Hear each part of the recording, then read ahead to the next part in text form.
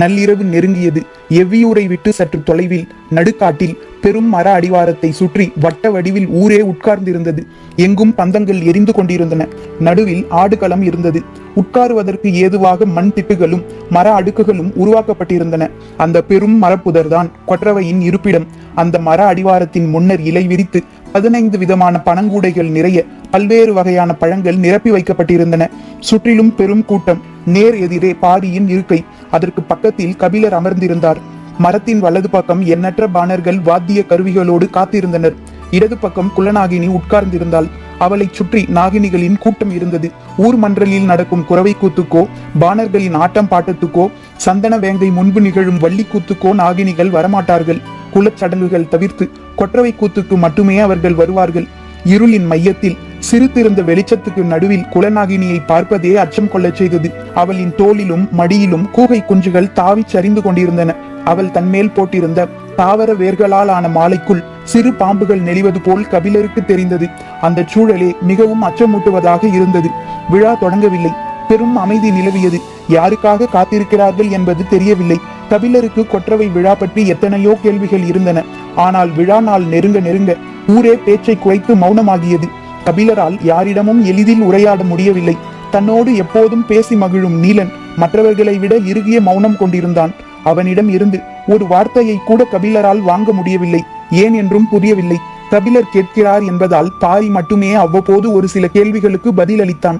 கொற்றவை கூத்து பாலை நிலத்துக்கு உரியதுதானே, அதை ஏன் குறிஞ்சி நிலத்தில் நடத்துகிறீர்கள் என்று கேட்டார் கபிலர். மனம் கொடும் பாலையாக வெடித்து கிடக்கும் போது எங்கே நடத்தினால் என்ன? பாரியிடம் இருந்து இவ்வளவு விரக்தியான ஒரு பதிலை கபிலர் எதிர்பார்க்கவில்லை. அவர் திகைப்புற்று நின்றார். இது குறிஞ்சிக்கு உரிய கூத்து அன்று, 5 திணைக்கும் உரிய கூத்து என்ற பாரியின் குரல் சத்தட்டு பெரும் கலக்கம் கொண்டிருந்தது. இதற்கு மேல் கேள்வி எதுவும் கேட்க வேண்டாம் என கபிலர் எண்ணிக்கொண்டிருந்த போது பாரி தொடர்ந்தான். இந்த மண் எங்கும் மூவேந்தர்களால் எத்தனையோ குளங்கள் அழிக்கப்பட்டு விட்டன. பல 100 ஆண்டுகளாக குருதி ஆறு வற்றாமல் ஓடிக்கொண்டிருக்கிறது. அழிப்படும் குளங்களின் எண்ணிக்கை இன்று வரை தொடர்கிறது. இந்த விழாவுக்கும் பாரி சொல்லும் பதிலுக்கும் என்ன சம்பந்தம் என்ற குழப்பத்துடன் கபிலர் கேட்டுக்கொண்டிருந்தார். பாரி தொடர்ந்தான். அழிக்கப்பட்ட குளங்கள் எண்ணிக்கையில் எத்தனையோ யார் அறிவார்? ஆனால் பேரரசுகளின் கொடும் தாக்குதலில் இருந்து தப்பி உயிர் பிழைத்தவர்கள் மிகச் சிலர். அவர்கள் எங்கெங்கோ அலைந்து திரிந்து இறுதியில் பரம்பு நாட்டுக்கு வந்து குடியேறி உள்ளனர். மூவேந்தர்களால் அழிக்கப்பட்ட 16 குலங்களின் மிச்சங்கள் இப்போது பரம்பு நாட்டில் வசிக்கின்றன. அவர்கள் போர் தெய்வமான கொற்றவையிடம் முறையிட்டு ஆறா துயரை கொட்டி வஞ்சினம் உரைக்கும் விழாதான் இது. அழிக்கப்பட்ட 16 குலங்களின் வழித்தோன்றல்கள் இன்னும் மிச்சம் இருக்கிறார்களா? அவர்கள் எல்லாம் பரம்பு நாட்டில் இருக்கிறார்களா? செய்தி கபிலரை கலங்கடித்தது. பாரி தொடர்ந்தான். நாங்கள் மட்டுமே வேந்தர்களிடம் இருந்து பாதுகாத்து அடைக்கலம் தர முடியும் என்ற நம்பிக்கையில் அவர்கள் இங்கு குடிபுகுந்தனர். அந்த குலங்களுக்கான குடிபாணர்களின் வழித்தோன்றல்கள் இப்போது எங்கெங்கோ இருக்கின்றனர். அவர்கள் எல்லாம் 4 ஆண்டுக்கு ஒரு முறை நிகழும் இந்த விழாவுக்கு வந்துவிடுவர். அழிந்த குலத்தின் வரலாற்றை அந்த பாணர்கள் பாட இறுதியில் குலத்தின் வழித்தோன்றல்கள் கொற்றவைக்கு பலியிட்டு சூளுரைப்பார்கள் என்றான் பாரி. அதன் பிறகு இங்கு வந்து அமரும் வரை கபிலர் பேச்சற்றவராக ஆனார். காலம் மனித அனுமானங்களுக்கு அப்பால் இயங்கிக் கொண்டேதான் இருக்கிறது. அதை எதிர்பாராத கணத்தில் சந்திக்கும் போது மனிதன் பொறி கலங்கி போவதை தவிர வேறு வழி என்ன? அழிந்த குலங்களின் வழித்தோன்றல்களை இன்னும் சிறிது நேரத்தில் பார்க்க போகிறோம் என்பதை கபிலரால் நம்பவே முடியவில்லை. கடந்த காலத்தின் பெரும் சாட்சி ஒன்று கண்கள் முன்னால் விரிய போகிறது. மிச்சம் இருக்கும் அந்த குலங்கள் எவை எவை? தப்பி பிழைத்த அந்த மனிதர்கள் யார் யார்? வரலாற்றில் இருந்து அப்புறப்படுத்தப்பட்ட அந்த மகத்தான மனித செல்வங்களை மீண்டும் காண கிடைப்பது எவ்வளவு பெரும் வாய்ப்பு! இப்படி ஒரு தருணம் தனது வாழ்வில் வரும் என அவர் நினைத்து கூட பார்த்தது இல்லை. பெரும் எதிர்பார்ப்புடன் இருந்தார். ஆனால் விழா தொடங்காமல் இருந்தது. இந்த மௌனம் யாருக்காக, ஏன் நீடிக்கிறது என்பது கபிலருக்கு விளங்கவில்லை. பொழுது நள்ளிரவை கடந்தது. இந்த மரத்தில் தெய்வ வாக்கு சொல்லும் விலங்குகள் உள்ளன. அவை மிகச் சிறியவை. ஆந்தை முகமும் அணில் உடலும் குரங்கு கால்களும் கொண்ட விலங்குகள் அவை. மிக பயந்த சுபாவம் கொண்டவை. அகல கண்களை விழித்து குழந்தையைப் போலவே பயந்து பயந்து பார்க்கும் அவை இன்னும் மரத்தை விட்டு இறங்காமல் இருக்கின்றன. அவை மெல்ல இறங்கி வந்து எந்த கூடையில் உள்ள பழத்தை எடுத்து செல்கின்றவோ அந்த குலப்பாடகன் தனது பாடலை பாடத் தொடங்குவான். பாடல் முடிந்ததும் அந்த குலத்தின் வழித்தோன்றல் கொற்றவைக்கு பலியிட்டு சூளுரைப்பான். அந்த தெய்வ வாக்கு விலங்குகள் இறங்கி வருவதற்காகத்தான் எல்லோரும் அமைதி கொண்டு காத்திருந்தனர். சிறு சத்தமும் அசைவும் இருந்தால் கூட அவை வெளிவராது. எனவே அந்த இடத்தில் இருள் மிரளும் அமைதி நிலவியது. மரக்கிளைகளுக்கு நடுவில் அப்போதுதான் பிறந்த ஆட்டுக்குட்டியை போல சின்னஞ்சிறிய உடல் கொண்ட அந்த விலங்கு மெல்ல இறங்கி வந்தது. தலையை திருப்பி திருப்பி பார்த்தபடி பயந்த விழிகளோடு கூடை அருகில் வந்தது. எல்லோரும் அது எந்த பழத்தை எடுக்கப் போகிறது என்பதை உற்று பார்த்து கொண்டிருந்தனர். கபிலரின் கண்கள் இமை கொட்டாமல் நிலை குத்தி நின்றன. அசையும் மரக்கொப்பு ஒன்று சீற்றோசை எழுப்ப பயந்து கன நேரத்துக்குள் அது உள்ளோடி ஒழிந்தது.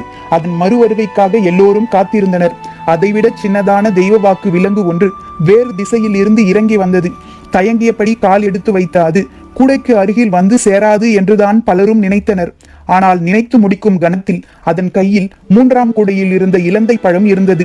அந்த கணத்தில் காட்டையே மிரட்டும் பேரொளியாக மேலே எழுந்தது குலவை ஒளி. மருத நிலத்துக்கு உரிய திணைப்பறை கொட்டும் பாணர்கள் ஆடுகளத்துக்குள் நுழைந்தனர். கொற்றவையின் அருகில் வந்த மூத்த திணையன் சிறு கோல் கொண்டு கிணைப்பறையின் தோலுக்கு மையத்தில் இருக்கும் கண்ணில் ஓங்கி அடித்தான். உடன் வந்த கலைஞர்கள் எல்லோரும் கிணை முழங்க அச்சமூட்டும் கிணைப்பறையின் பேரொளி எங்கும் பரவியது. குடிப்பானன் பாடலை தொடங்க தயாரானான். கபிலர் நடப்பதை புரிந்து கொள்ள முடியாமல் பாரியை பார்த்தார். வைகை கரை கூடல் நகரை ஆட்சி செய்த அகுதை குடிபாணர்கள் அவர்கள். அகுதையின் குலப்பாடலை பாடப்போகிறார்கள் என்றான் பாரி. கபிலருக்கு மயிர்கூச்செறிந்தது. அகுதையின் வழித்தோன்றல்கள் இந்த உலகில் இன்னும் வாழ்ந்து கொண்டுதான் இருக்கிறார்களா? அந்த கதையை பாணர்கள் பாடுகின்றனரா? கபிலர் உச்சந்தலையை கைகளால் அழுத்தி மயிர்கற்றையின் சிலிர்ப்பை தளர்த்த முயன்றார். கூடல் மாநகரின் வரலாற்றையும் அகுதையின் கதையையும் அணு அணுவாக அறிந்தவர் கபிலர். எத்தனையோ தலைமுறைக்கு முன்னால் நடந்த நிகழ்வு அது. உரத்து சொல்லப்படுவதை விட காதோடு காதாக பேசும் கதைக்கு வயது அதிகம். அது காட்டு செடி போல ஒருபோதும் நிலம் விட்டு அகலாது. அகுதையின் குலம் கூடலை விட்டு அகற்றப்பட்டாலும் அவனை பற்றிய கதை கூடல் மாநகரில் இன்னும் சொல்லப்பட்டு கொண்டுதான் இருக்கிறது. யாரும் அறியாமல் விளக்குகள் அணைக்கப்பட்ட நள்ளிரவில் ரகசிய மொழியில் அகுதையின் கதை காலங்களை கடந்து வந்து கொண்டே இருக்கிறது. நாட்டில் உலவும் ரகசிய கதை காட்டுக்குள் பெரும் குரலெடுத்து கர்ஜிக்கிறது. கிணைப்பறை முழங்க பெரும்பானன் கதையை தொடங்கினான். வைகை கரையில் செழித்து வளர்ந்த வேளாண்மை அழகிய நாகரிகத்துக்கு அடித்தளம் அமைத்தது. நதிக்கரையின் நிலவளம் கொண்டு பயிர் வளர்க்கவும் விளைய வைக்கவும் அறுவடையை குவிக்கவுமாக விவசாயத்தின் ஆதி ரகசியங்களை கண்டறிந்தவர்கள் கூடல்வாசிகளே. குறிஞ்சி நிலம் கற்களால் ஆன மண்ணை உடையது. முல்லை வெண்ணிற மண்ணை உடையது. நெய்தல் உவர்மண் நிலம். பாலை செம்மை ஏறியது. மருதம் மட்டுமே பொன்னிறமாக கரிசலும் வண்டலும் மேவி கிடப்பது. அதனாலேயே மண்ணையும் நீரையும் பிசைந்து உணவாக மாற்றக்கூடிய வித்தையை கூடல்வாசிகள் முந்தி கற்றனர்.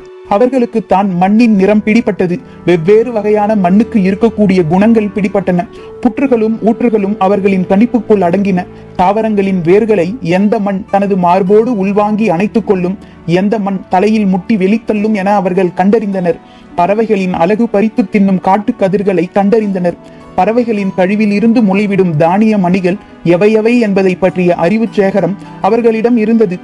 முதல் தானியம் நடும்போது அந்த பறவையின் சிறகை அதன் அருகில் நட்டு தங்களுக்கு வழிகாட்டிய அந்த வானம்பாடிக்கு நன்றி சொல்லும் மரபை கொண்டவர்கள். விளைந்த பயிரை தின்ன வரும் விலங்குகளை வேல் கொண்டு விரட்டுவர். ஆனால் பறவைகளை வேண்டிக் கொள்ள மட்டுமே செய்வர். ஏனென்றால் பறவையே ஆசான். பறவையின் எச்சம் கண்டே பயிர் செய்து பழகியவர்கள். பறவை உண்ட மிச்சமே நமக்கு என அறம் வகுத்து கொண்டனர். காடு எங்கும் அலைந்து சேகரித்த தானியங்களை கால் பரப்புக்குள் விளைய வைத்து அறுக்க முடியும் என்பதை செய்து காட்டியவர்கள் அந்த குலத்தின் முன்னோர்களே. அவர்களே மனித கூடலின் ஆற்றலை மண்ணில் விளையும் பயிராக மாற்றியவர்கள். அவர்கள் வாழ்விடமே கூடல் என அழைக்கப்படலாயிற்று. அந்த கூடல் நகரை உருவாக்கிய குலத்தின் தலைவன் அகுதை. அகுதையின் கதையை குலப்பாடகன் பாடத் தொடங்கிய கணமே பாரியின் கண்கள் கலங்கின. வேளாண் அறிவின் நுணுக்கத்தை இந்த உலகுக்கு கண்டறிந்து சொன்னது அகுதையின் குலம் அல்லவா?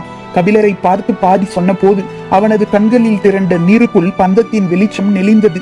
உப்பு விற்கும் உமணர்களே, நிலமெங்கும் அலைந்து திரிபவர்கள். கடற்கரை தொடங்கி மலைமுகடு வரை அவர்களின் வண்டி சக்கரங்கள் சதா உருண்டு கொண்டே இருந்தன. எல்லோருக்கும் தேவைப்படும் பொருள்கள் அவர்களிடம் இருந்தன. எல்லோரும் தங்கள் கைவசம் இருந்த பொருளை அவர்களிடம் கொடுத்து உப்பை பெற்றனர். இந்த நிலமெங்கும் இருக்கும் மனித கூட்டங்கள், அவர்களின் வாழ்விடங்கள், அங்குள்ள பாதுகாப்பு ஏற்பாடுகள், செல்வச் செழிப்பு, சேமிப்பு என எல்லாவற்றையும் அறிந்தவர்கள் அவர்களே.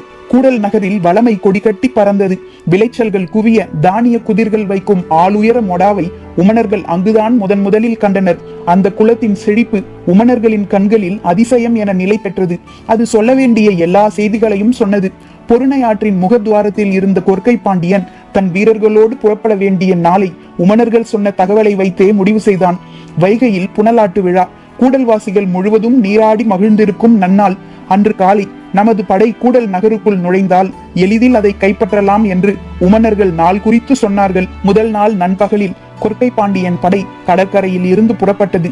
திணைப்பாணன் தனது தாள லயத்தை கூட்டத் தொடங்கினான். செங்காலி மரத்தால் செய்யப்பட்டு மயிர் சீவாத செவி தோலை கொண்டு போத்தப்பட்ட கிணைப்பறை அதன் அகால ஓசையை எழுப்பத் தொடங்கியது.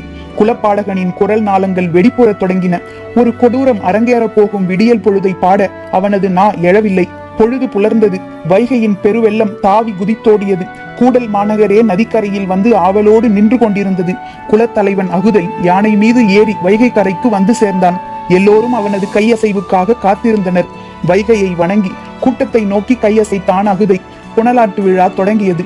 தரையில் இருந்த இளைஞர்களும் இளைஞிகளும் வைகையில் பாய்ந்து உள்ளே இறங்கினர். புனலாட்டு விழா என்பது காதல் திருவிழா. காதலர்கள் நீரால் ஒருவரை ஒருவர் அடித்து விளையாட ஆரம்பித்து நேரம் செல்ல செல்ல நீர் அடித்தாலும் விலகாத விளையாட்டாக மாறும். மணமானவர்களும் தம் இணையோடு சென்று வைகையில் நீராடி காதல் பேசி கனிவு கொண்டு விளையாடுவர். காமத்துக்கு மிக அருகில் பயணிக்கும் ஒரு திரவம் நீர். அதுவும் நதியில் ஓடும் நீர் தனது உள்ளங்கையில் இருக்கும் ஆணையும் பெண்ணையும் கன நேரத்துக்குள் கரைத்துவிடும். கரைந்தவர்கள் காதல் கொண்டவரின் உடலுக்குள் உறைந்திருப்பர். உடலின் வாசனையை மனதுக்குள் பாயவிடும் மாய சக்தி நீருக்கு மட்டுமே உண்டு. மண்ணில் கால் பாவாமல் மனிதன் நடப்பது தண்ணீருக்குள்ளும் காதலுக்குள்ளும் தான். இரண்டும் ஒன்று சேரும் தருணத்தில் நிகழ்வது எல்லாம் மாய வித்தைகளே. வித்தைகளின் வாடிவாசல் வழியே பீரிட்டு ஓடிக்கொண்டிருந்தது வைகை. அகுதை உள்ளிறங்கும் பொழுதுக்காக கரையில் நின்றிருந்தவர்கள் காத்திருந்தனர். காதல் ஏறிய கண் கொண்டு தனது மனைவியை பார்த்தான் அகுதை. அவளோ அவனது தோல் கவ்வி உள்ளிறங்கும் பொழுதுக்காக காத்திருந்தாள். அகுதை நதி நீருக்குள் கால் நுழைத்தான். இன்னும் சற்று உள்ளே போகட்டும், அவனது தோலை தாவி பிடித்தபடி நாம் இறங்குவோம் என அவள் கல்பாவிய திட்டில் நின்றிருந்தாள். ஏன் இன்னும் வராமல் இருக்கிறாள் என யோசித்தபடி அகுதை இரண்டாவது அடியை எடுத்து நீருக்குள் வைத்தான்.